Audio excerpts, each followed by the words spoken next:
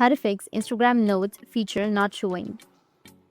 So if you want to fix your Instagram Notes feature not showing, then what you need to do is first make sure that you have a stable internet connection. Once you have your internet connection, you need to open up your Instagram. After opening your Instagram, you need to just go with your profile, which is on the bottom right.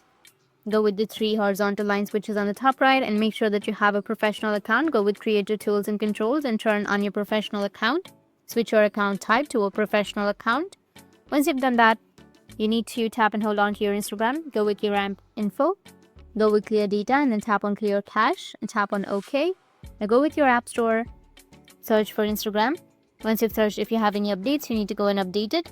Once you've done all of these, now you need to again open up your Instagram application. Go with your profile. Go with the 3 horizontal lines, which is on the top right. Scroll down and go with Help section. Under Help, go with Report a Problem. Tap on Report Problem without shaking. Tap on Don't Include.